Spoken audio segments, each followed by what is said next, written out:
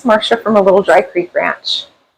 We are doing something a little different today. We're taking you into the kitchen and making a Mississippi pork butt for dinner tonight. We got this pork butt from Dwayne and Lori at Edge of Nowhere Farm. We purchased a pig from them in 2022, a whole pig, and we find it more cost effective when we purchase a whole pig and eat on that pig throughout the year. So we still have some of that pig left, and we are using a pork butt from that pig today. So today we have, this is about 4.5 pound pork butt, and we're going to use 1 stick of butter that I have just kind of cut into pieces here, 2 packets of ranch seasoning, 2 packets of au jus, and then we're going to use a whole 16-ounce jar of the sliced pepperoncinis. So I'll go ahead and we'll get that started for you. The first thing I'm going to do is I'm going to place this pork butt in the crock pot here. I'm going to wash my hands, of course, after I do this. I'm going to go wash my hands. Okay, I'm back now. I washed my hands. So the about 4.5 pound pork butt is in the crock pot, and I am just going to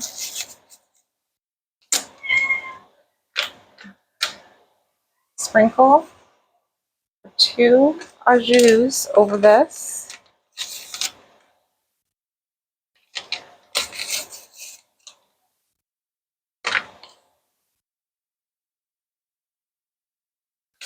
And the 2.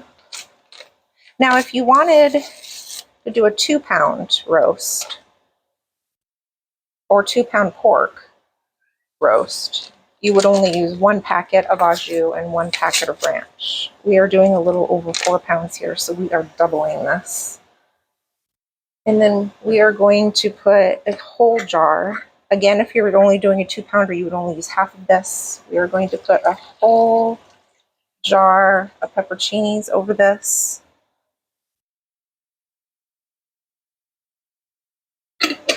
And then we are going to put just these slabs of butter just on top.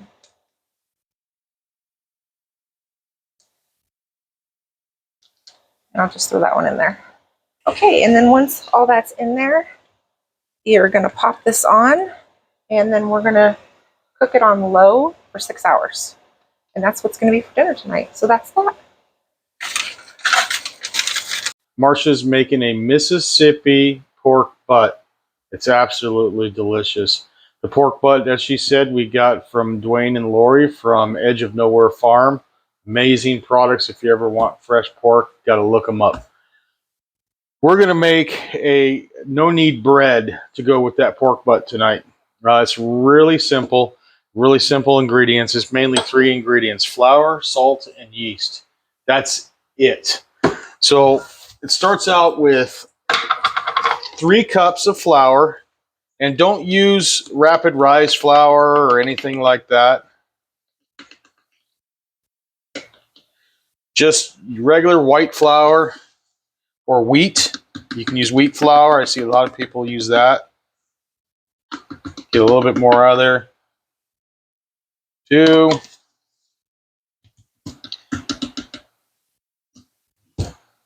And 3. Slide that to the side. Then we're going to add the yeast, which is 1 teaspoon or 1/4 teaspoon, and 1 teaspoon of salt. And that's fairly much it.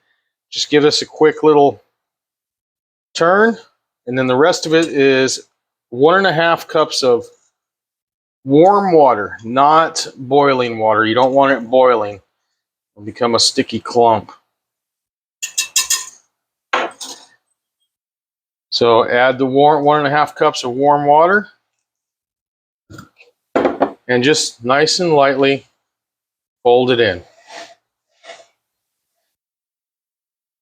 Real simple. And this is a really wet dough, so when you get if you decide to put your hands in there and move it around, it's pretty wet.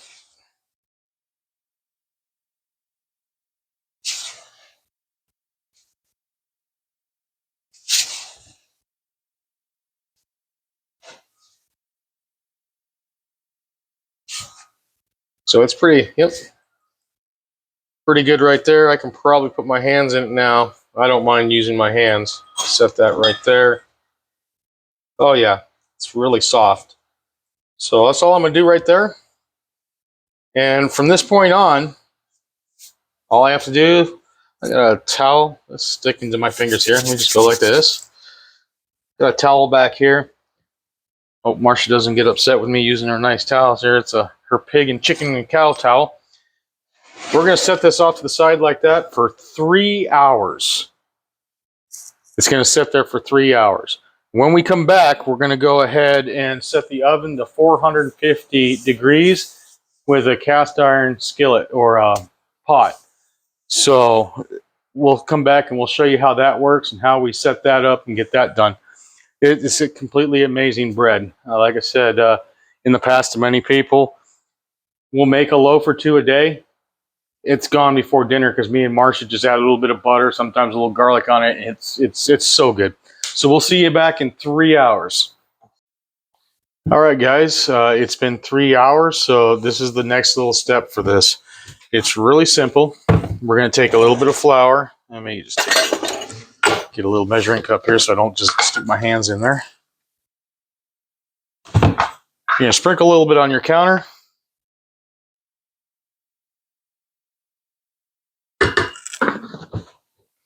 Move this back off to the side. Come back in here. Oh, yeah.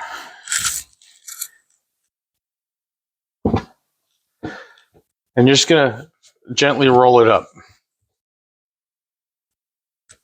Now, these don't make a huge loaf, but I've done it where we double them a lot. Still feels pretty good. Grab yourself a piece of parchment paper.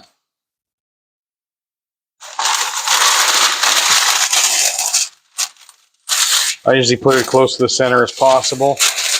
And I just set it back in the bowl for right now. That's all I do. Just nice and easy. Just bring it together into a ball. In the meantime, we have the Dutch oven. Let me grab it out.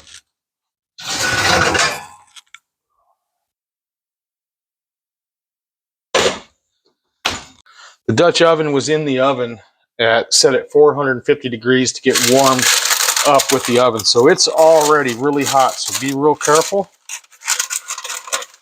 Just set this in the middle of the Dutch oven.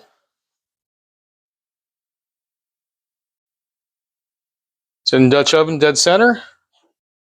Put the lid back on it, and we're going to set it back in the oven for 30 minutes.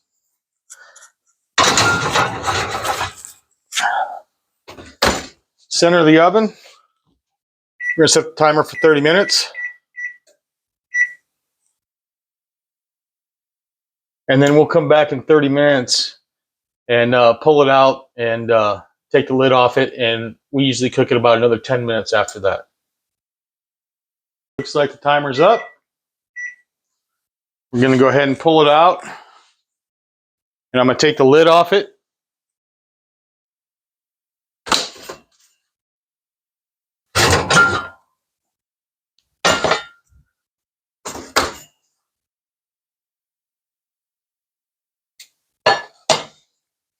And put it in for 10 more minutes.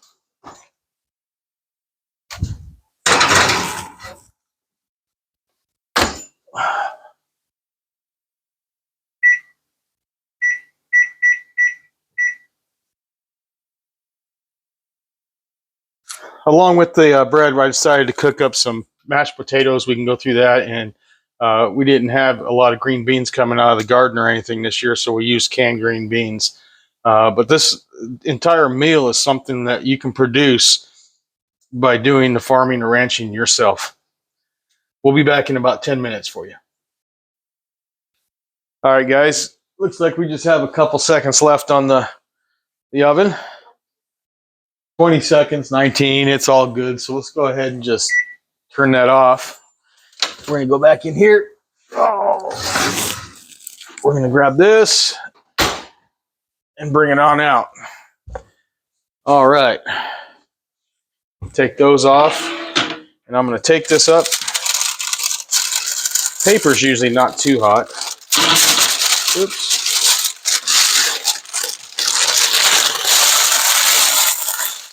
And there's a nice loaf of bread. And that's what's going to go with our meal tonight. So we'll be pulling the Mississippi pork roast off here in just a few minutes and checking that. It's been on for almost 6 hours. We'll check on that and we'll tape that and we'll finish up the mashed potatoes and matter of fact, we'll even videotape that. We'll talk to you here in just a few minutes. All right, guys, potatoes are done. Turn that off. I'm just going to take it to the sink real quick and drain it. I'll be right back to you. We're going to add some butter to it. We like butter. A little milk.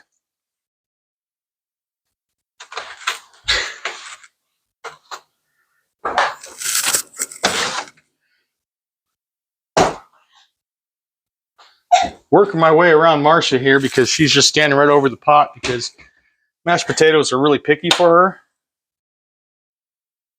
Add a little bit of pepper.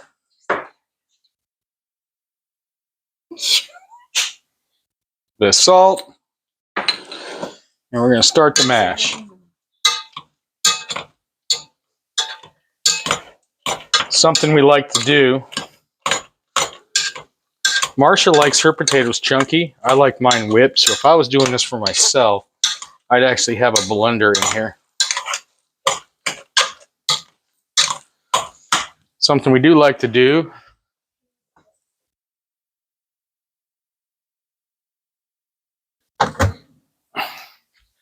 There's not a lot of people that do this that I know of, but if you put a little mayonnaise, I can get it in there. Mayonnaise in your potatoes, it gives it a little bit of a kick. And I did forget a little garlic.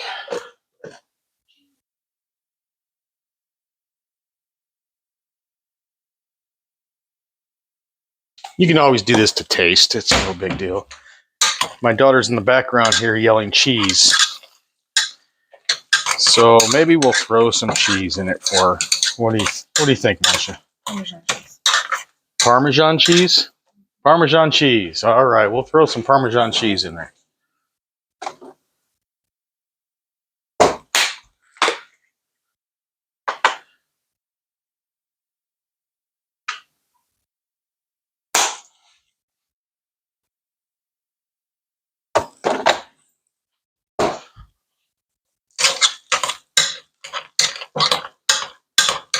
Smells good. I don't normally put Parmesan in there. I'll put cheddar in there.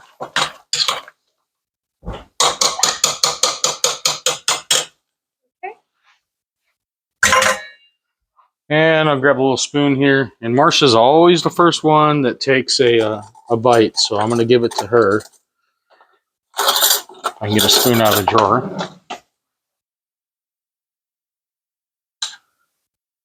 Thank you, baby. Is it good?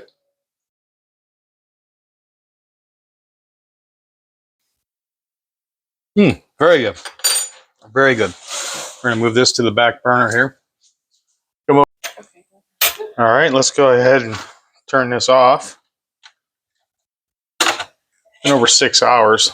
Ooh. That smells wonderful.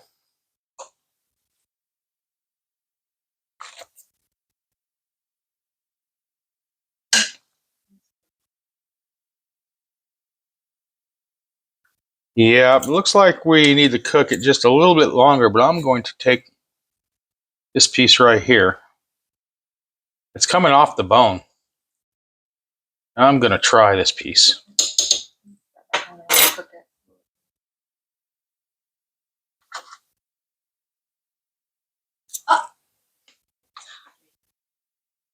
Oh. Oh. Yeah. That is absolutely amazing. We're going to let this cook another 30 minutes or so. Let's crank it up a little bit. And then we'll plate it up for you and we'll show you what it looks like. We'll see you here in a few minutes. Hey guys, we want to thank you for coming along with us today here on the ranch and making this yummy bread and Mississippi pork butt. It came out absolutely amazing. The bread looks good. The pork butt is tender. We had to let it cook another 30 minutes. I was a little off on my closing time on it, or shut off time on it. But it's absolutely amazing. Don't forget to go ahead and hit that like button. That helps the algorithm for the YouTube and gets us out there a little bit more. And we'll get back to you with a few more videos. Probably going to do a little bit more cooking. We slowed down on the goats. We didn't breed this year, so we haven't done a lot with the goats, but we will be bringing that back to you real soon. Hey, thanks for joining us, and we'll see you next time.